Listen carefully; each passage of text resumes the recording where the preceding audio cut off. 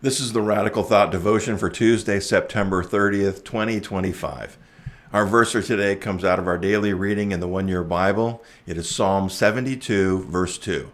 He will judge your people with righteousness and your poor with justice.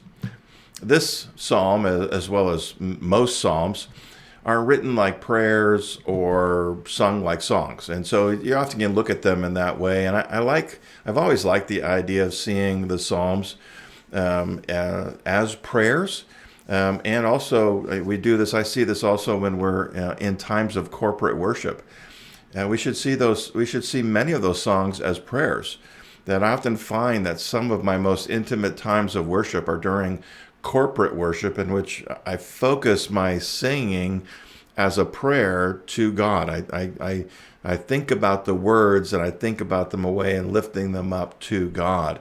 And when that happens, when I'm able to do that, I'm not always able to do that. When I am to do it seems as if the rest of the world tends to fade away. And I'm communing with God, and it's a sweet time of fellowship with God.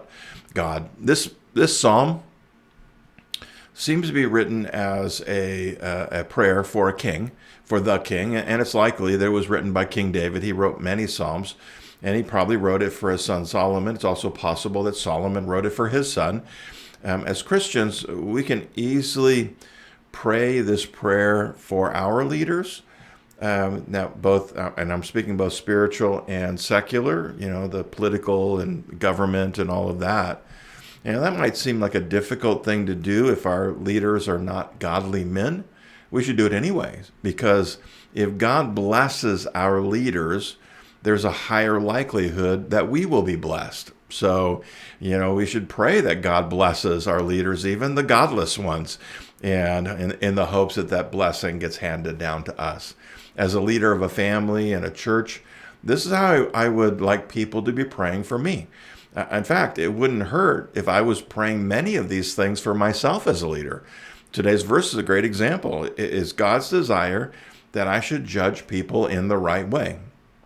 Now, this doesn't mean that I act as a judge in their lives, but that I help them to determine right from wrong. I can do that with those God has given me some level of spiritual authority or influence over. Now, if I have a desire to help people, which I do, and to help them judge right and wrong correctly, I'm going to need some help with that.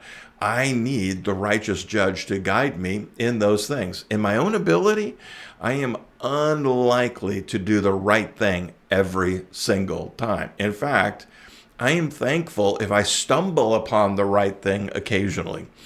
But with God's help, I can rest in the knowledge that He never makes mistakes. Everything He does perfectly right every time. And only with His help can I hope to make good judgments. This verse goes on to tell us that as leaders, we need to make sure the poor are treated fairly.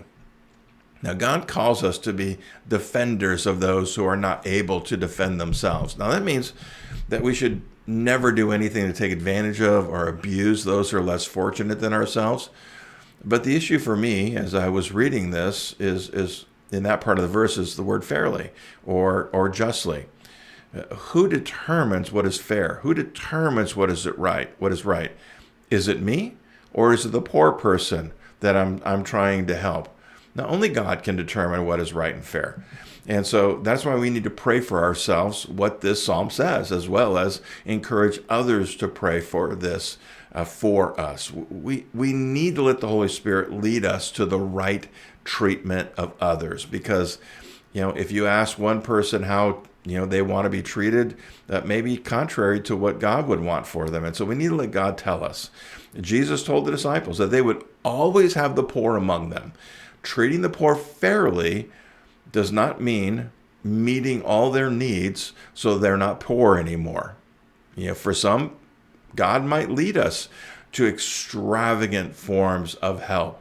To others, He might direct us to withhold assistance, and he probably won't tell us either way why He's doing that.